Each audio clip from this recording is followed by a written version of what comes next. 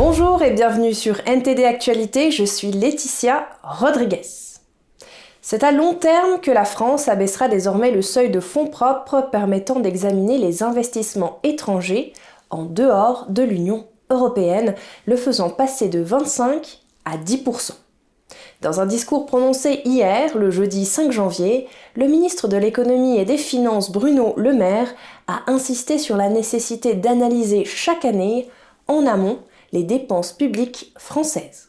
Le 5 janvier, à l'occasion d'un discours marquant le début de la nouvelle année, le ministre de l'Économie et des Finances, M. Bruno Le Maire, a déclaré que les pays européens se devaient de renforcer leur soutien aux entreprises nationales, notamment en ce qui concerne le plan de dépenses massives des États-Unis. La France révisera ses dépenses et ses assises des finances publiques en vue de faciliter la réduction du déficit et d'en finir avec l'ivresse de la dépense publique. La France abaissera par conséquent son seuil de fonds propres permettant d'examiner les investissements étrangers en dehors de l'Union européenne. Il passera de 25 à 10%.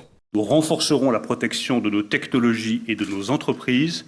Je vous annonce que le seuil de déclenchement du contrôle des investissements étrangers en France sera définitivement fixé à 10% de prise de participation au lieu de 25%.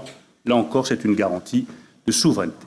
Le maire a ajouté que dès janvier, la France atteindrait son objectif de disposer d'une capacité de production nucléaire de 45 gigawatts. Dans le prolongement des propos tenus par le président Macron aux États-Unis en septembre, il a également plaidé la défense de l'industrie européenne, fortement impactée par la nouvelle loi américaine sur la réduction de l'inflation.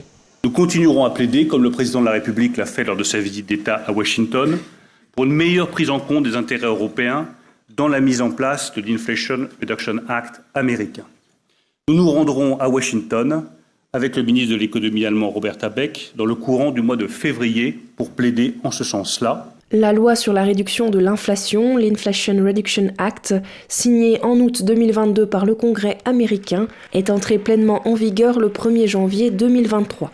Cette loi pénalise non seulement les véhicules électriques et les batteries produites et assemblées en Europe, mais également les industries européennes basées aux États-Unis et dont les chaînes d'approvisionnement se trouvent en dehors du territoire américain. Lors de son discours, Bruno Le Maire a plaidé pour une réplique européenne à cette Inflation Reduction Act, qui consistera en la mise en place d'une indépendance énergétique française.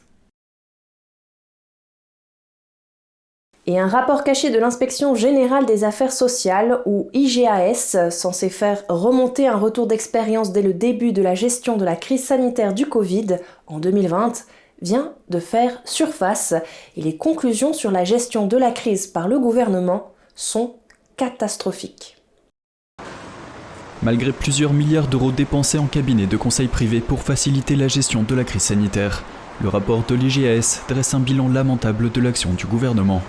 Impréparation, désorganisation et circuits de décision peu lisibles, fragmentation du pilotage de la crise, 25 organigrammes en 3 mois, pas de vision claire et exhaustive, des activités conduites en doublon ou à l'inverse, des sujets n'ont pas été pris en charge, les 610 000 résidents d'EHPAD complètement oubliés. Le document commandé par Olivier Véran, à l'époque ministre de la Santé, devait analyser les réussites, les difficultés et les lacunes du ministère lors de la crise du Covid-19, afin notamment d'anticiper au mieux une récidive. C'est le journal Le Parisien qui a finalement réussi à se procurer le rapport après 2 ans de tentatives infructueuses. Selon le journal, il servira à déterminer les responsabilités des uns et des autres dans la gestion de la crise devant la Cour de justice de la République et pourrait engendrer des dégâts conséquents concernant les plaintes déposées contre Agnès Buzyn, Olivier Véran et Édouard Philippe. Hier, lors du compte-rendu du Conseil des ministres, Olivier Véran a rappelé qu'il était à l'origine de la demande de ce rapport, sans répondre à la question des leçons que le gouvernement en avait tirées. Et dans le contexte de la crise Covid en Chine, les médecins publient sur les réseaux sociaux des photos de scanners montrant des poumons blancs. Qu'est-ce que ce phénomène dit du poumon blanc et quelles en sont les implications ? Tiffany Meyer de NTD fait le point sur la question et sur la réaction de Pékin aux restrictions de voyage. Une tendance se dégage des infections massives au Covid-19 en Chine et elle suscite des inquiétudes quant à une éventuelle mutation du virus et la possibilité que des souches antérieures du Covid-19 soient à l'origine de l'épidémie actuelle. Les citoyens chinois appellent ce phénomène le poumon blanc. Cela fait référence à la façon dont les poumons de certains patients atteints du Covid-19 sont devenus partiellement blancs sur les scanners, ce qui ne veut pas dire que leurs poumons soient devenus blancs. L'apparence blanche sur les scanners indique la présence de liquide et de l'infection des poumons, conduisant le patient dans un état grave. Des poumons sains doivent apparaître en noir sur les scanners. Les médecins chinois ont afflué sur les médias sociaux pour poster des vidéos de patients atteints du syndrome du poumon blanc. Penchons-nous sur une vidéo d'un médecin travaillant dans un hôpital de Pékin. Le scanner provient d'un homme de 78 ans, mort du Covid. Regardez ce patient, ses deux poumons sont devenus blancs sur les scanners. C'est ce qu'on appelle le phénomène du poumon blanc. C'est un symptôme très typique de la pneumonie virale. Dans une autre vidéo, un médecin anonyme dit avoir diagnostiqué 120 patients en 8 heures et qu'environ 12% d'entre eux présentaient des poumons blancs. C'est un scanner d'un patient de 28 ans. Vous voyez de grandes plaques d'opacité en bris de verre dans les poumons. C'est un patient de 48 ans. Les parties noires des poumons sont saines. La zone blanche apparaît des deux côtés des poumons. Ce sont les poumons d'une femme de 65 ans. Des poumons blancs, une infection très sérieuse. C'est une personne âgée de 75 ans. Vous voyez l'endroit où les poumons sont devenus blancs sur les scanners. D'autres médecins s'emparent également des médias sociaux et publient des photos de leurs patients dont les poumons sont devenus blancs au scanner. Les citoyens, eux aussi, signalent le phénomène des poumons blancs parmi les proches décédés du Covid-19. Cela inclut un ancien présentateur du radiodiffuseur d'État chinois et la femme d'un célèbre érudit. Les deux membres de leur famille sont morts du virus et des parties de leurs poumons sont apparues blanches sur les scanners. Certains se demandent si cela n'indique pas qu'une souche antérieure du Covid-19 est à l'origine de l'épidémie actuelle. Le phénomène du poumon blanc était courant lorsque la pandémie a éclaté en Chine, et les études montrent qu'Omicron a tendance à épargner les poumons. En réponse à ces inquiétudes, la principale autorité sanitaire chinoise a déclaré que le poumon blanc n'avait rien à voir avec les variantes originales du Covid-19, et qu'un nombre considérable de patients souffrant de cette inflammation peuvent retrouver une bonne santé. Un ancien chef de l'OTAN a envoyé un message au sujet de la Chine et de Taïwan. Il exhorte les États membres à faire peser sur la Chine de sévères conséquences économiques si elle en venait à envahir Taïwan. Toute tentative de la Chine de modifier le statu quo à Taïwan par la force devrait susciter une réponse tout aussi unifiée. Et nous devons le faire comprendre à la Chine dès maintenant. L'ancien secrétaire général de l'OTAN a fait ses remarques lors d'une visite à Taïwan hier. Il a établi un parallèle entre l'invasion de l'Ukraine par la Russie et l'agression militaire de la Chine contre Taïwan. Le régime communiste chinois a envoyé des missions de l'armée de l'air près de l'île presque quotidiennement au cours des 3 dernières années. L'ancien chef de l'OTAN a également déclaré que les pays démocratiques doivent travailler dans l'unité pour aider l'Ukraine à gagner. Ceci afin de dissuader une attaque chinoise sur Taïwan. Et Dell prévoit de ne plus utiliser de puces fabriquées en Chine d'ici 2024. Le fabricant d'ordinateurs a également demandé à ses fournisseurs de réduire la quantité d'autres composants fabriqués en Chine dans ses produits. L'entreprise s'inquiète des tensions entre les États-Unis et Pékin. Elle a indiqué à ses fournisseurs qu'elle entendait réduire significativement son utilisation de puces fabriquées en Chine, incluant les puces provenant d'installations appartenant à des fabricants de puces non chinois. Cette décision est le dernier exemple en date de la façon dont la guerre technologique entre les États-Unis et la Chine accélère les efforts des entreprises technologiques pour délocaliser leur production hors de Chine. Le système de santé publique écossais NHS Scotland est soumis à une forte pression. Le directeur clinique national de l'Écosse a exhorté les personnes souffrantes à rester chez elles, à commencer par se soigner elles-mêmes et à visiter le site web du NHS pour plus d'informations. Voici les détails. Le directeur clinique national de l'Écosse a exhorté les personnes malades à ne pas travailler pour aider le NHS. S'adressant à la BBC, le professeur Jason Leitch a déclaré que le Covid, la grippe et le streptocoque A contribuent tous à la pression exercée sur le service de santé. Restez à l'écart si vous êtes malade, n'allez pas au travail. Si vous avez une infection virale, ne la transmettez pas à Sally. Ne la transmettez pas au bureau. Ou si vous êtes chauffeur de bus, n'allez pas au travail. Je sais que c'est difficile et n'est pas l'éthique de travail que le Royaume-Uni a eue pendant des années. Mais les infections virales sont l'un des grands défis que nous avons ici. Selon Leitch, le problème fondamental réside dans le blocage des lits. Entre un lit d'hôpital sur 8 et un lit sur 10 sont occupés par une personne atteinte de Covid ou de grippe. Il a demandé aux gens d'utiliser les services de santé à bon escient et de commencer par se soigner soi-même. Le premier endroit où vous devriez aller est le site web du NHS en Écosse. C'est NHS Inform qui vous dira quoi faire en cas de toux, de rhume et de maux de gorge, un enfant avec de la fièvre ou autre. Il vous dira aussi quand il faut passer à l'étape supérieure. Il vous dira quand vous devez aller à la pharmacie, quand vous devez téléphoner à votre médecin généraliste, quand vous devez aller aux urgences. Alors utilisez-le à bon escient. Leitch a déclaré que les services d'urgence et d'accidents ne sont pas la seule partie du service de santé à ressentir la pression. Il a exhorté les gens à être patients avec les services tels que le NHS 24 en raison de la forte demande. Les conservateurs écossais ont déclaré que le NHS Scotland traverse une crise sans précédent et que le gouvernement doit présenter des mesures d'urgence. Près de 2000 patients ont passé une demi-journée ou plus à attendre dans les services d'urgence au cours de la semaine précédant Noël. Le plus haut total hebdomadaire jamais atteint. Les chiffres officiels montrent qu'au cours de la semaine qui s'est terminée le dimanche 25 décembre, seulement 56,9% des patients des urgences ont été examinés puis admis, transférés ou renvoyés dans les 4 heures. Le NHS England est également soumis à une forte pression. Des médecins de haut niveau ont qualifié la situation actuelle d'insupportable et d'intolérable. Le Premier ministre et le ministre de la Santé sont appelés à répondre aux préoccupations croissantes concernant l'état des soins d'urgence. Plus d'une douzaine de trusts du NHS et le service ambulancier ont déclaré des incidents critiques pendant la période des fêtes. La Norvège et l'Allemagne renforcent leur coopération dans le domaine des énergies renouvelables.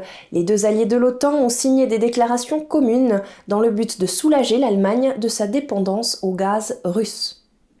À Oslo, capitale de la Norvège, le Premier ministre Jonas Gahr Støre a rencontré le ministre allemand de l'économie Robert Habeck. Ils ont dit que les déclarations décrivent les étapes de la coopération dans les domaines de l'hydrogène, de la technologie des batteries et de l'énergie éolienne offshore. Les deux pays travaillent également sur un plan de production d'hydrogène à faible teneur en carbone. L'investissement conjoint dépend d'un pipeline d'hydrogène qui reliera la Norvège et l'Allemagne. Equinor et ses partenaires étudient actuellement ce pipeline. Depuis que la Russie a interrompu l'approvisionnement en gaz de l'Europe l'année dernière, la Norvège est devenue son principal fournisseur de gaz, Equinor étant le premier exportateur. Et le titan du commerce en ligne Amazon supprime plus de 18 000 emplois dans le monde, y compris en Europe. Il s'agit du plus grand programme de licenciement de son histoire, qui s'inscrit dans le cadre de plans de réduction des coûts. Amazon a déclaré que les postes qui seront les plus touchés sont ceux de ses magasins et de sa division des ressources humaines. Son directeur général a imputé cette décision à une économie incertaine. Le directeur d'Amazon a déclaré que l'entreprise prévoyait de licencier plus de 18 000 employés. Ce chiffre annoncé par le directeur général Andy Jassy dans une note mercredi est supérieur à ce que des sources ont déclaré à Reuters et à d'autres médias l'année dernière. Jassy a déclaré que les licenciements toucheraient principalement les services de commerce électronique et de ressources humaines de l'entreprise et que la société commencera à contacter le personnel concerné à partir du 18 janvier. Les suppressions de postes représentent 6% de l'effectif d'Amazon qui compte environ 300 000 personnes. Elle représente également un virage rapide pour le géant de la vente au détail en ligne, qui a récemment doublé le plafond de son salaire de base, afin de se montrer plus agressif dans la recherche de talents. Jassy a déclaré dans la note que la planification annuelle a été, je cite, « plus difficile étant donné l'économie incertaine et que nous avons embauché rapidement au cours des dernières années. Après un fort engouement lié à la pandémie, Amazon s'est préparé à un ralentissement probable de sa croissance, la flambée de l'inflation incitant les entreprises et les consommateurs à réduire leurs dépenses. Le cours de son action a été divisé par 2 l'année dernière. Il est entendu que les pertes d'emplois concerneront le Royaume-Uni et l'Europe, mais l'entreprise n'a pas précisé comment chaque pays sera affecté. Et afin de faire face à la pénurie de main-d'œuvre en Australie, un restaurateur s'est adressé aux personnes âgées. Le revenu supplémentaire pourrait aider les retraités à compléter leur pension jusqu'à une certaine limite. Andrew Thomas de NTD nous donne les détails. La vie en Australie est presque revenue à la normale après la pandémie, mais les entreprises ont encore du mal à trouver des employés. Le secteur de la restauration semble avoir des difficultés particulières, mais un restaurant de la ville côtière de Queenscliff a peut-être trouvé la solution idéale. J'ai 5 employés de trop en ce moment et je pourrais en faire ouvrir un autre établissement pour qu'ils aient tous un emploi rémunéré. On a 2 personnes de 74 ans, une de 70 ans et puis on a 57, 60, 64, 66, 67. Cela semble peu probable dans le contexte économique actuel, mais son astuce est en fait simple et de la vieille école. L'homme d'affaires a simplement imprimé et distribué 42 000 cartes postales dans sa région, en appelant les baby-boomers à réintégrer le marché du travail. Son offre d'emploi a attiré l'attention de nombreuses personnes. On dit qu'on ne peut pas apprendre de nouveaux tours à un vieux chien, mais je dois dire que nous avons appris à tous nos anciens des nouveaux tours. Pour Suzanne Burston, employée de 360Q, la dignité du travail est satisfaisante. Ça me fait me sentir mieux et j'aime m'investir, j'aime contribuer. Kenton Savage, employé de 360Q, apprécie les avantages physiques et psychologiques du travail. Les confinements et autres politiques pandémiques ont ruiné l'entreprise de Savage et perturbé ses plans de retraite. Je pense que ça me permet de rester en forme, en bonne santé et heureux. Je dois travailler. La pension ne paie pas assez pour que nous puissions survivre. Mais il y a encore des limites à ce que les retraités peuvent gagner. Le gouvernement fédéral australien les a limités à gagner 2 600 € de plus par an. Andrew Thomas, NTD News. Et c'est un début d'année difficile pour de nombreuses stations de ski européennes, alors que les pays du continent ont enregistré le début de janvier le plus chaud de leur histoire. Le manque de neige signifie que la saison de ski s'annonce difficile et que les entreprises luttent afin de survivre. En raison de températures inhabituellement douces, les pistes de ski suisses de renommée mondiale ont été décevantes pendant les vacances. Le manque de neige a gravement perturbé les activités de nombreuses stations de ski en Europe. Cette semaine, les températures dans une station villageoise des Alpes vaudoises sont montées jusqu'à 8 degrés Celsius avec de la pluie en prévision. Seule une poignée de skieurs a été aperçue descendant une pente où une bande étroite de neige artificielle avait été créée pour un semblant d'hiver. Autour de moi, 35 à 40% si on compare avec l'année passée, qui était une très bonne année. Si on compare avec les 5 dernières années, on est à moins de 20% sur les premiers passages. Cette touriste américaine s'est dit déçue. On n'a pas de neige non plus sur la côte est des États-Unis en ce moment. Donc tous mes amis étaient excités à l'idée que je vienne skier ici et qu'il y ait beaucoup de neige. Donc même problème là-bas. Cet homme dit avoir été licencié d'un restaurant situé au sommet de la seule piste de ski ouverte. Très honnêtement, on ne sait pas vraiment trop à quoi s'attendre. Donc bien évidemment, on nous dit que s'il neige, on récupérera notre place. Mais c'est un peu compliqué de se baser là-dessus, sachant que forcément quand on a des charges, un loyer... De nombreuses stations de ski situées à basse altitude ont été contraintes de fermer. Celles qui restent ouvertes tentent d'occuper les touristes avec d'autres formes de loisirs, comme l'ouverture de ces pistes de vélo alpin. Dans la nation balkanique de Bosnie, les montagnes près de Sarajevo ont autrefois accueilli les Jeux olympiques d'hiver. Mais aujourd'hui, elles sont littéralement dépourvues de neige. Il est même impossible de fabriquer de la neige artificielle car les températures atteignent 10 degrés Celsius et plus. Dieu et la nature se sont montrés plus forts que nous et ont rendu impossible la fabrication de neige pour nos chers clients qui viennent en grand nombre. Nos hébergements étaient pleins ces derniers jours, mais skier reste impossible. Des images satellites récentes ont montré que les stations de ski en France, en Suisse et en Autriche avaient beaucoup moins de neige que l'année dernière à la même époque. NTD Actualité, c'est déjà terminé pour aujourd'hui. Je vous remercie de nous avoir suivis et je vous invite à rester avec nous pour la suite de nos programmes.